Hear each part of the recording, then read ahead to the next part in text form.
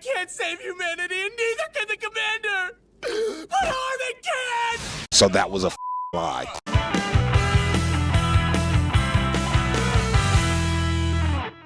Alright guys, so I was going to make a Mugen Train psychoanalysis video this week, but then Iseyama dropped 8 new pages of Attack on Titan that completely changes the ending, so that's what we're doing now. In the meantime, as I talk about my thoughts, I'm going to intersperse some delightful Titan folk memes that my husband is blowing up my phone with right now.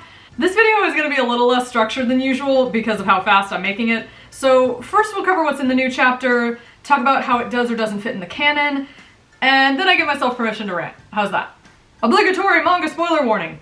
Okay, so let's address the new stuff as it comes in order. Otherwise I'm gonna lose it with all the tangents and questions I have. So first, after Armin stops the Marleyan soldiers by claiming he killed Eren, we get a new scene. Mikasa says that it was Ymir looking into her mind all along, and sympathizes, saying, "Your love must have felt like a never-ending nightmare." But then goes on to say all the lives that were taken can never be regained, but it was only because of her 3 children with King Fritz that she's standing here able to save the world, I guess. So it's okay, then? Sure. I'm not sure I fully understand the next panel. Yes, it's clear that this is not what happened in the canon. In the original timeline, Ymir took the arrow to save Fritz because she loved him. But here she's imagining an alternate timeline where Fritz died and she raises her own children. I'm guessing this is just a fantasy because if she controlled time and made this happen, none of them would still be in this continuity. It would have just vanished. So I'm gonna go with that because we have bigger fish to fry. Goodbye, Ymir. I guess you're dead this time. Poof. Next is where the big stuff happens. After Bird Eren wraps the scarf around Mikasa. This was the original ending, and I was moderately okay with it.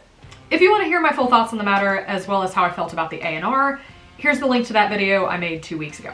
So here we see Jean and Mikasa at Eren's grave, presumably with their children or grandchildren, and the tree is obscenely huge. In the next panel we see modern cars, cranes, and more advanced architecture. I'm gonna assume the first panel is a separate visit from the second, because in the second we see a wheelchair and the person standing by the grave has lighter, probably grayer hair and is using a cane. But she's wearing the exact same shawl as in the previous panel, so my best guess is that they're old and have their children and grandchildren with them here. But there's really no way to tell for sure unless Iseyama confirms it. Next we see Mikasa wrapped in her scarf and roses, probably dead from old age and to be buried.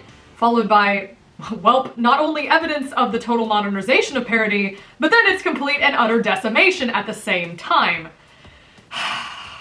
It's fine, I'll get back to this.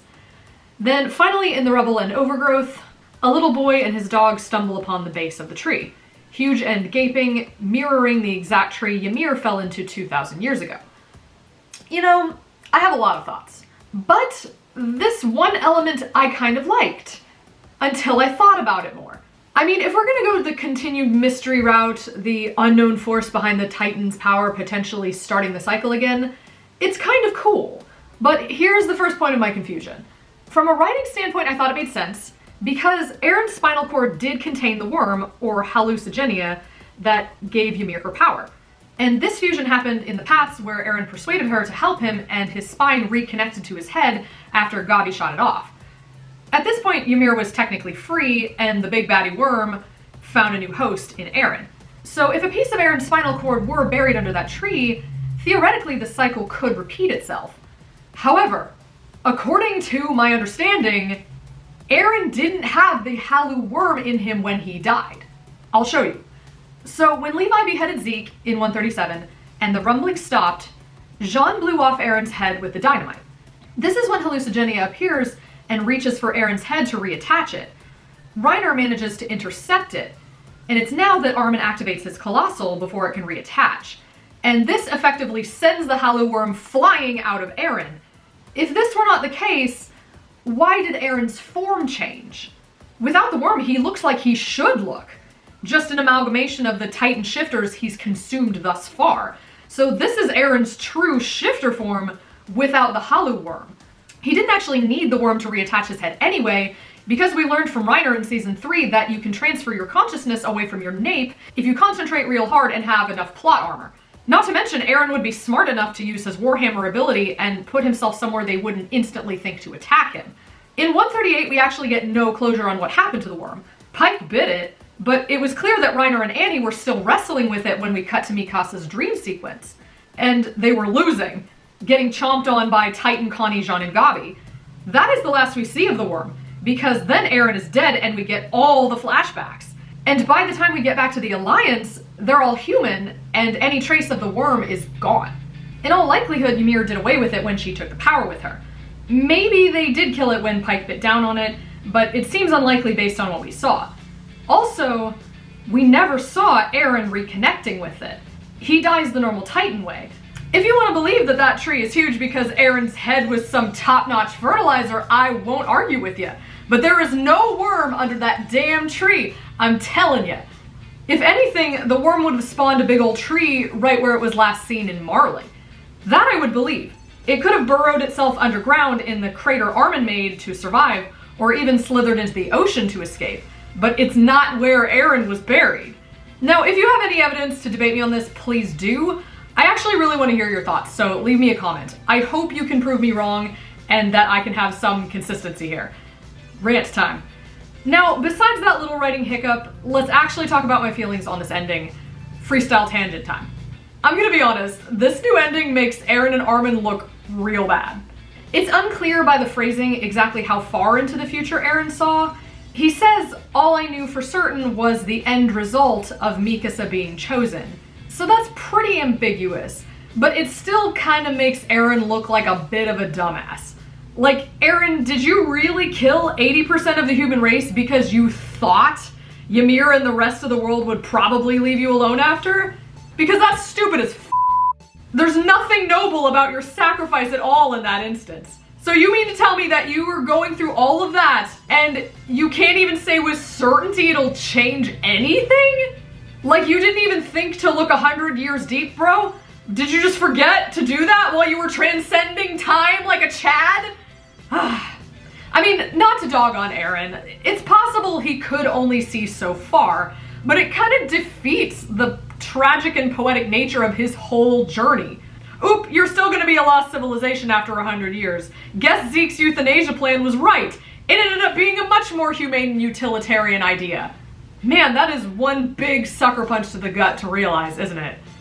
Armin too, though. I get now that it's easy to throw hands and scream, "Way to go, Armin, you had one job to secure our future." And that's valid. Even as a diehard Armin fan, this ending absolutely drains his credibility as humanity's savior. In the grand scheme of things, all he was a physically useless beta boy with some decent stratagem skills. And it absolutely pains me deep in my soul to admit that. But on the other side of the fence, maybe he did do a good job. Maybe he was a fantastic mediator of peace for the following, 60 years before he died. At least they were able to live full lives and have grandchildren. And we don't know, maybe later Parody had their own Hillary Trump battle and the world rightfully nuked the shit out of them. Good or bad leader, Armin's influence can only go so far. So there's a point of culpability where you gotta cut Eren and Armin some slack, because after their deaths, they can't control what future leaders do. I mean, obviously some people survived on the island. The little boy is there. The people in the community are calling him Beren in comedic reference to Boruto, assuming he's Mikasa's descendant. And unless this is just a tourist kid exploring the ruins of Parody like the lost city of Atlantis, which is entirely possible because of the sheer number of planes in that attack, I mean, that was a full carpet bomb of Parody, an extermination. But it appears there are some Eldians left. On a side note, is anyone else peeved that we got no exposition on Annie and Armin? After that painful confession? Stop! Ugh. The world was ending, and Iseyama put it all on pause for a few minutes in order to ship a ship on a ship. And then we got no resolution for it? What the hell, man? Why you gotta be like that? I mean, okay, maybe you like the bleak nature of it all, that we as humans are destined to destroy ourselves. And I'm not gonna hold it against you if you enjoyed this ending. But after building up the series with its tragic strings of fate and big ethical questions, and noble but questionable sacrifice, I didn't think that was the message Iseyama was trying to convey to us. So ultimately this still feels like a big middle finger to the people who complained about the original ending. I have to wonder if Iseyama took it as a challenge and said, "Oh really? You want to see how many more loose ends I can leave? Bet I can do it in 10 pages or less." But, you know, there is one interesting way you can spin it, which crossed my mind. Assuming it was consistent and Eren did have the worm thing, this new material casts an interesting new light on Armin's conversation in chapter 137. Because when Armin said, "In that moment, I felt like the reason I was born was so that the three of us could be racing to that tree," it could have been a premonition of sorts. Since the Hollow Worm is an entity that transcends time, maybe Armin, even as a child, knew there was something significant or life-changing about that location. But I hate to say this and sound bitchy, but I think that theory is giving Iseyama too much credit. There's probably no connection at all there, and I'm just grasping at straws to find the depth I was craving out of a series that used to be meaty and awesome. So, final thoughts. All in all, we started out with an ending that was controversial, but tonally consistent with the vision Iseyama had spent a long time building up to. It was poorly executed in its pacing and not eloquent at all from a character writing perspective, but it was acceptable. But this new ending took us from that to an 11-year journey being a literal waste of time. It raised way more questions than it answered and opened doors to plot holes I didn't even know existed. And while I can hop on the bleak bandwagon in a series sometimes, I at least want it to make sense, or at the very least, not be completely devoid of all meaning. So Erwin dying, Ymir's lore, Armin's character development, Eren's tragic fate, and the deaths of 80% of humanity was all for nothing because parody was nuked in a few years anyway. Thanks, I hate it. I'll see you next week. Bye!